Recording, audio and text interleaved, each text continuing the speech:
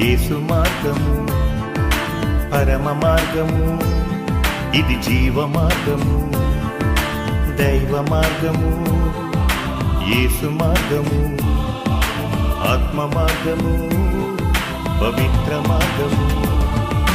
యేసే మార్గము, యేసే సత్యము, యేసే జీవము, యేసే సర్వము, దైవ మార్గము.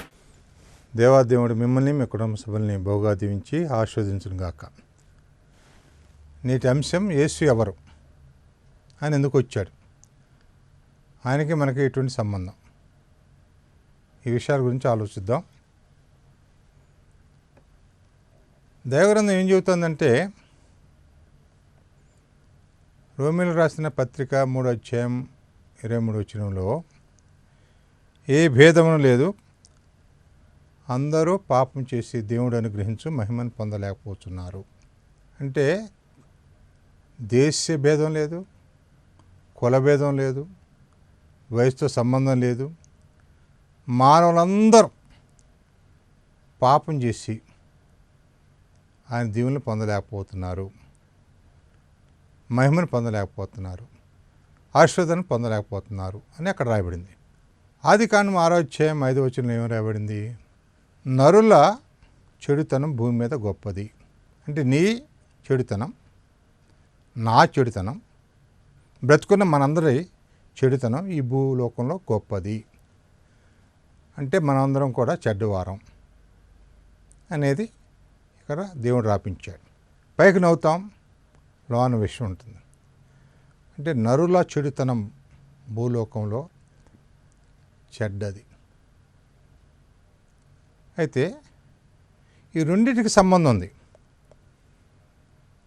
ఏం సంబంధం? అందరూ పాపం చేశారు, దేవుడు అనుగ్రహించి మహిమ పొందలేకపోతున్నారు. నరులందరూ చెడుతనం చేసేవారని ఇక్కడ కింద రాయబడింది. ఈ రెండు చూస్తే మనుషులు పొరపాటు చేసేవారు అనేది ఇక్కడ రాయబడింది. దానికి కారణం ఏంటంటే మనిషిలో ఉన్న రక్తం దానికి కారణం. ఒక కుర్రాడు ముసలాన్ని బాగా తిట్టాడు అనుకోండి, ఆ ముసలాడు ఒక రాయి పెట్టి కొడదామంటే ఆ రాయి ఎత్తుకునే లోపల ఈ కుర్రాడు పారిపోతాడు. అదే కుర్రాడు ఒక 20 సంవత్సరాల అబ్బాయిని తిట్టాడు అనుకోండి, చిన్నపిల్లాడు పారిపోతూ ఉంటాడు, ఈ పెద్దాడు పారిపోతాడు, యవనస్తుడు ఆయన పట్టుకుంటాడు, కొడతాడు. అంటే ఏం తేడా? యవనస్తుడిలో ఉడుకు రక్తం ఉంది, ముసలాయనలో ఉడికిపోయిన రక్తం ఉంది.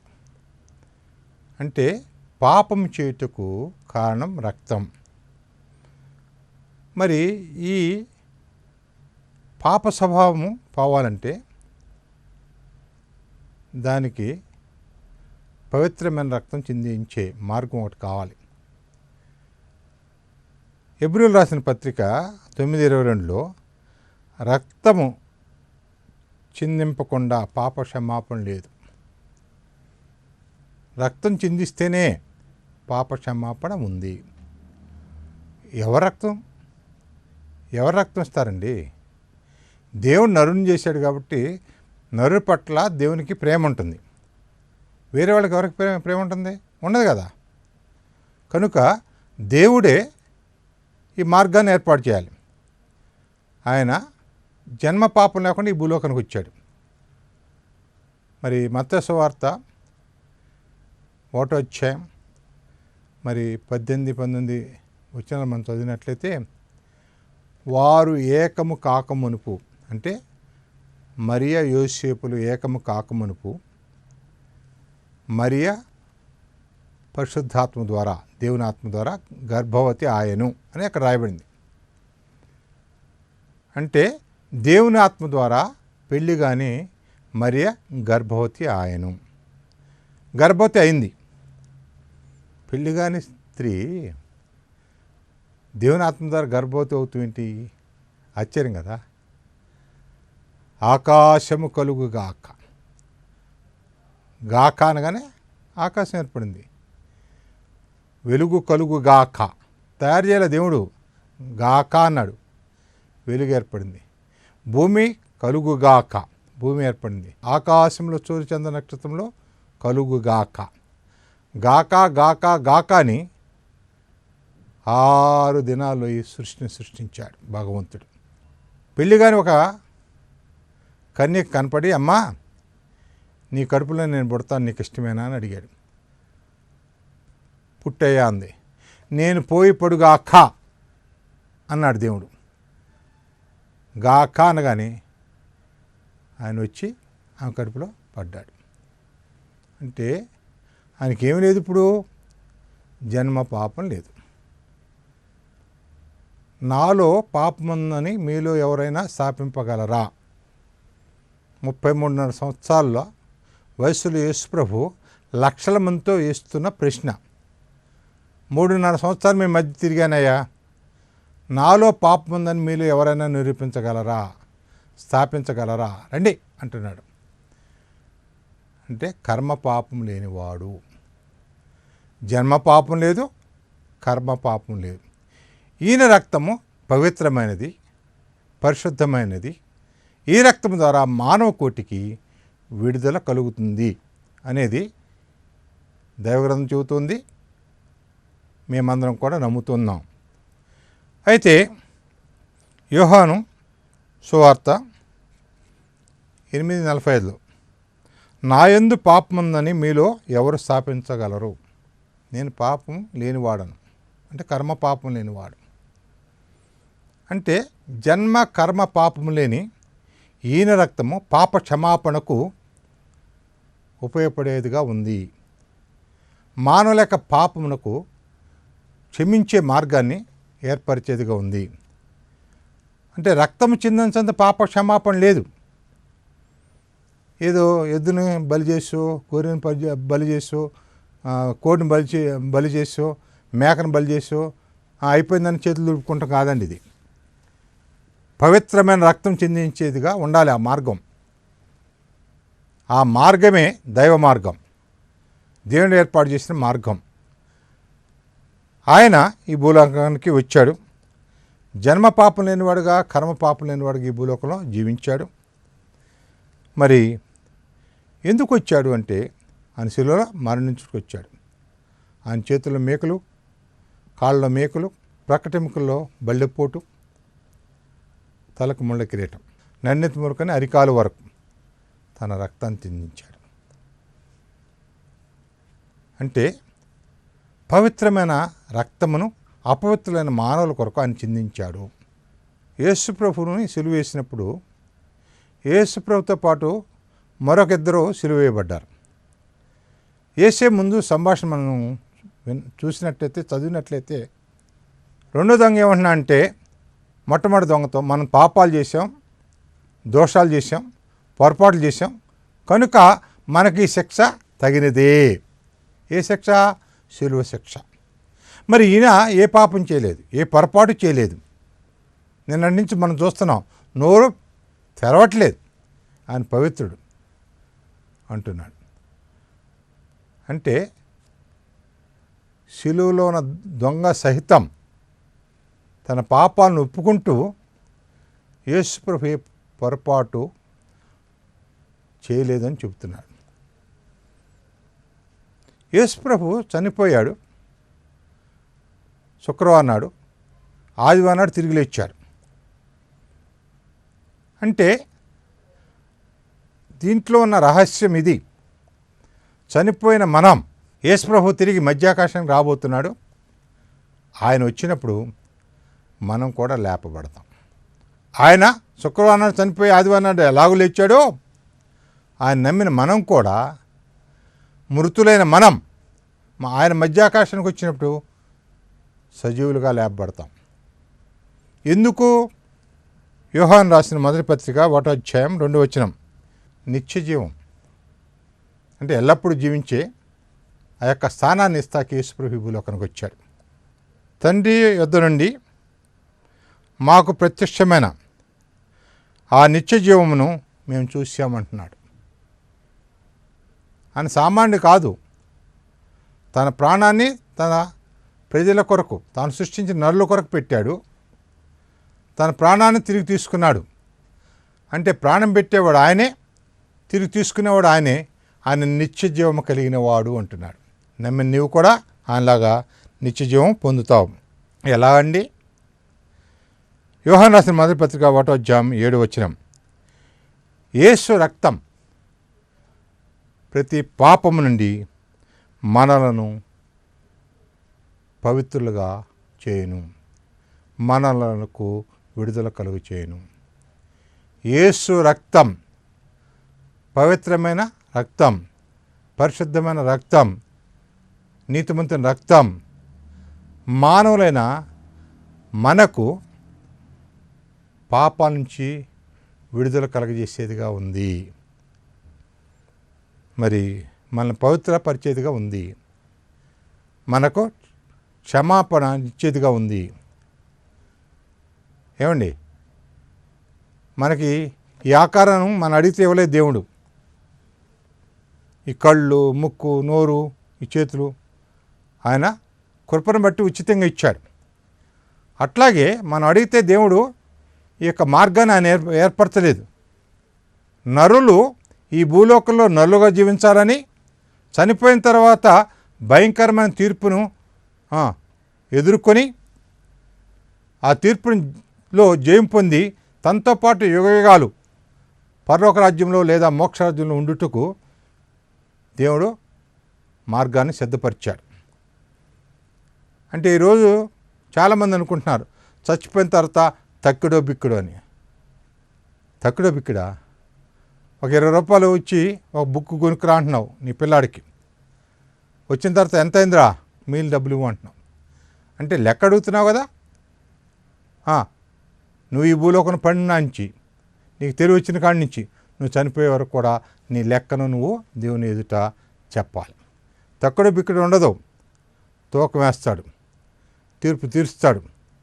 నువ్వు పాపంలో నిలిచి పాపం ఒప్పుకోకుండా చనిపోతే నరకానికి పోతావు. పాపాన్ని ఒప్పుకొని పాపాన్ని మరెన్నడూ చేయకుండా ఉంటే నువ్వు నిత్య జీవానికి వెళ్తావు. ఈ పాపాలు ఏంటండి? పాపాలు ఎప్పుడు పాపాల గురించి చెబుతారు? అసలు ఏం చేయాలి మేము చెప్పండి. యోహాను రాసిన మొదటి పత్రిక 1వ అధ్యాయం 9వ వచనం, మన పాపములను, మన దోషములను, మన పొరపాట్లను మనం ఒప్పుకున్న యెడల యేసు ప్రభువు నీతిమంతుడు కనుక మన పాపమును క్షమించి మనం రక్షించేవాడుగా ఉంటాడు. ఇది రహస్యం అండి. మన పాపములను, మన దోషములను, మన పొరపాట్లను, మన మనస్సాక్షికి వ్యతిరేకంగా చేసిన ప్రతి పనిని మనం ఒప్పుకున్నట్లయితే మనకి పాప క్షమాపణ కలుగు చేస్తాడు యేసు ప్రభు.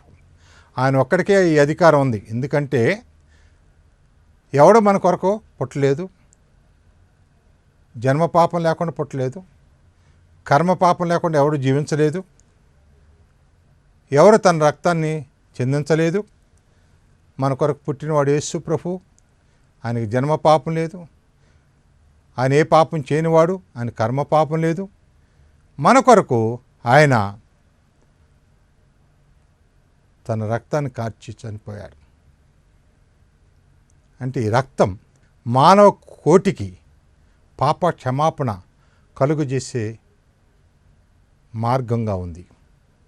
అంటే నీకు నాకు పాప క్షమాపణ కలుగు చేసే మార్గం ఇది. మానవుల పాపానికి యేసుప్రభువే శాంతి అని బైబిల్లో రాయబడింది. బైబిల్ అంటే ఒక క్రిస్టియన్స్కే కాదు. ఒకసారి బైబిల్ చదవండి.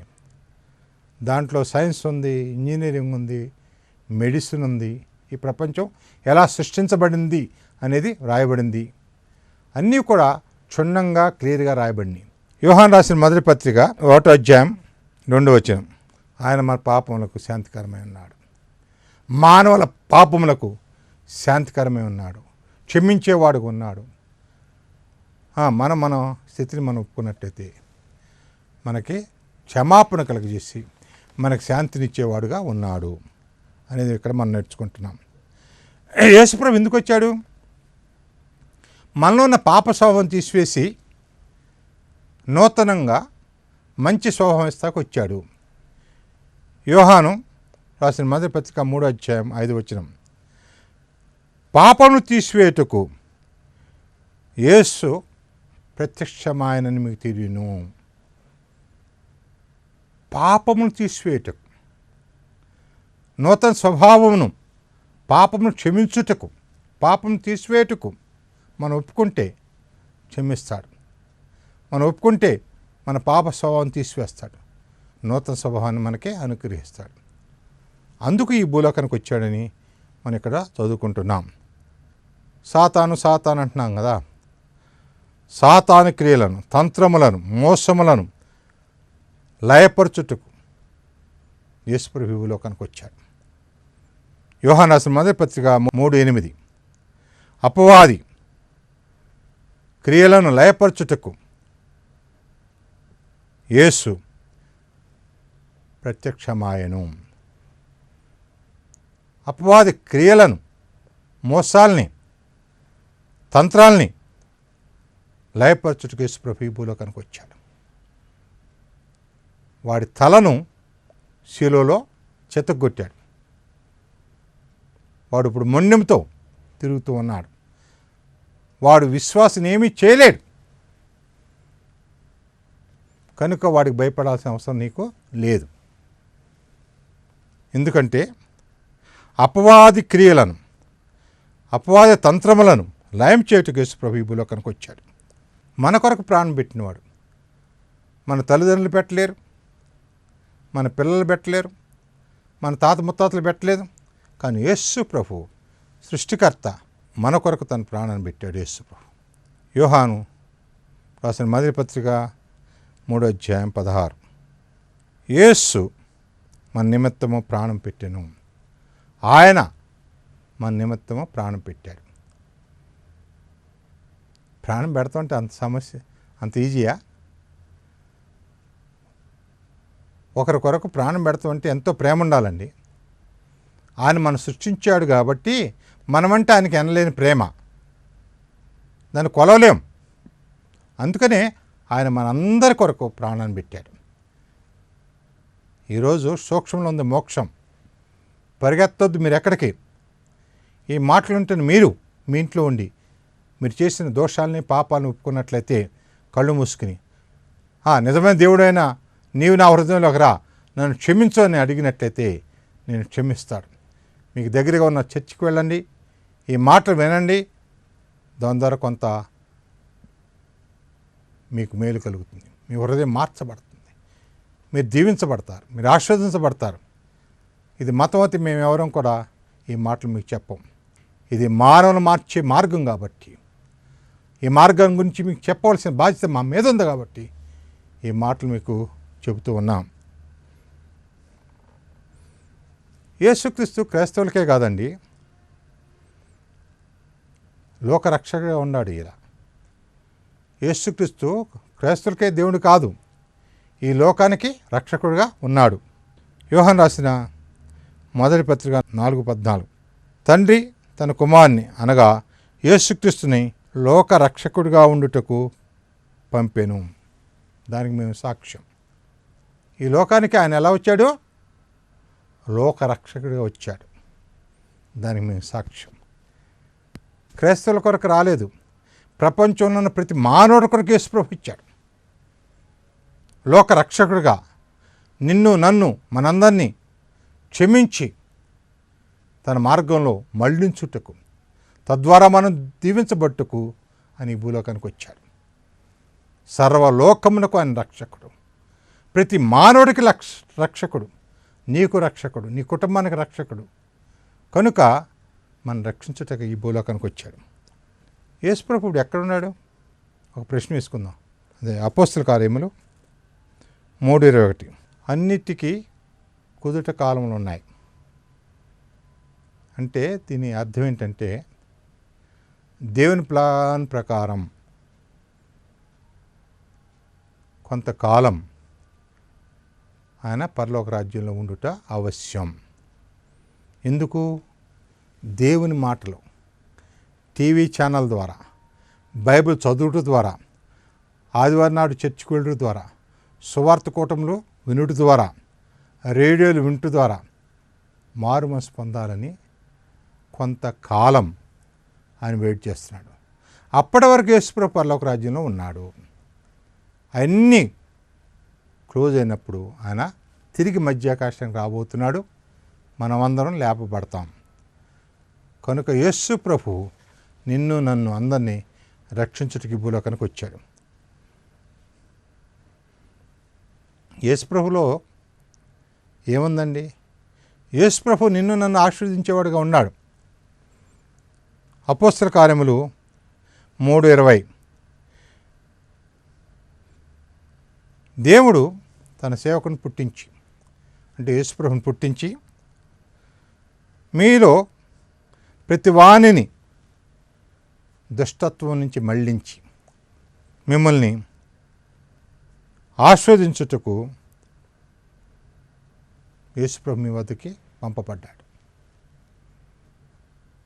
దుష్టత్వము నుంచి మళ్ళించి పాప క్షమాపణ కలుగజేసి ఆస్వాదించుటకు, మిమ్మల్ని మీ కుటుంబ సభ్యుల్ని సమృద్ధిగా ఆస్వాదించుటకు యేసుప్రభు ఈ భూలోకానికి వచ్చాడు. మానవులు ఎలా రక్షించబడతారు? అపోస్తల కార్యములు 4:12 ఎవరి వలన మానవులకి మోక్షం కలగదు, పరలోక రాజ్యం లభించదు. ఎందుకంటే ఈ నామమునే మానవ కోటి రక్షణ పొందవలెను. మానవులందరూ రక్షించబడాలి. అంటే మానవులు సృష్టించింది ఆయన, మానవులను రక్షించుటకి భూలోకానికి జన్మ కర్మ పాపం లేకుండా వచ్చి జన్మించి జీవించి తన రక్తమును ఆఖరి బొట్టు వరకు కార్చి చనిపోయి తిరిగి లేచి మనల్ని క్షమించడానికి సిద్ధంగా ఉన్నాడు. మన పాపాలను ఒప్పుకుంటే ఆయన క్షమించి మనల్ని ఆశీర్వదించేవాడుగా ఉన్నాడు అనేది ఇక్కడ మనకు అర్థమవుతా ఉంది. ఆయన ద్వారా మనం ఆశీర్వాదం పొందవచ్చు, యుగయుగాల ఆశీర్వాదం పొందవచ్చు. ఆయన రెండో రాకడలో మనం లేపబడవచ్చు. అందుకు దేవుడు మనం పిలుస్తున్నాడు. అందుకు యేసుప్రభు పంపబడ్డాడు.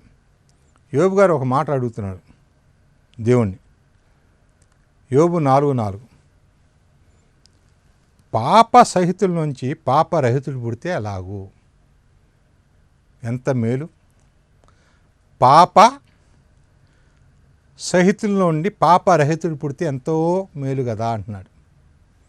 అంటే పాపం చేసే నడులోంచి పాపం లేనివాడు పుడితే ఎంతో మేలు కదా, మధ్యవర్తిగా ఉంటే మేలు కదా. పాప సహితుడు అంటే పాపం చేసే మానవుల్లోంచి పాపం లేని యేసుక్రీస్తు పుడితే మంచిది కదా అనేది ఆయన ఆలోచన. ఆయన మధ్యవర్తికి వచ్చాడు యేసుప్రభు, అలాగే వచ్చాడు. హెబ్రీయులకు రాసిన పత్రిక 9:15 అపరాధముల నుండి విమోచించుటకై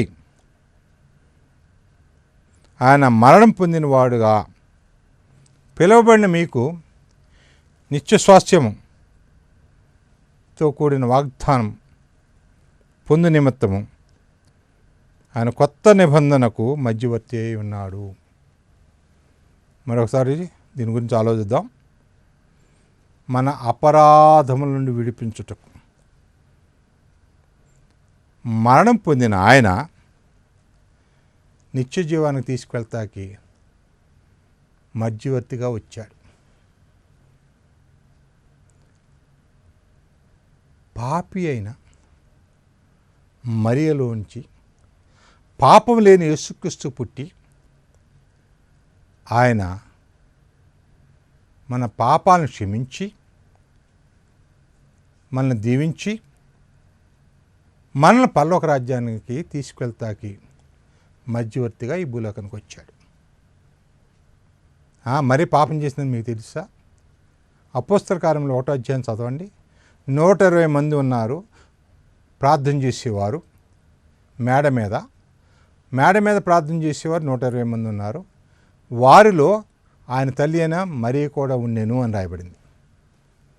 ఆమె అందరిలాగా తన పాపాలు ఒప్పుకుంటా ఉంది, తన పొరపాట్లని ఒప్పుకుంటా ఉంది. కనుక ఆమె కూడా అక్కడ పాపం చేసింది.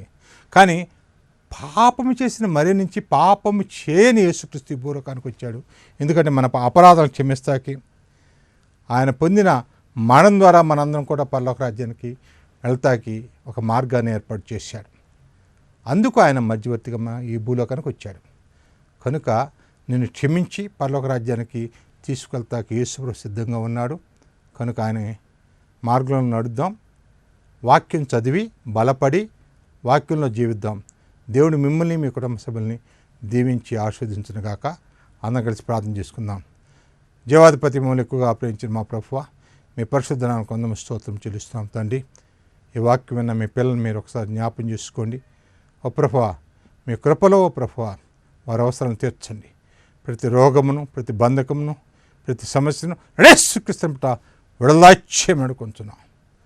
బయటకు వెళ్ళినప్పుడు దీవించము, లోనికి వచ్చి దీవించము, సకల దీవెనతో నింపి వర్ధలు చేయమని ఈ ప్రార్థన అంగీకరించిన మీకు స్తోత్రం చెల్లిస్తూ ఈ కొద్ది ప్రార్థన ప్రభు యేసుక్రీస్తుపట అడిగి వేడుకుంటున్నాం.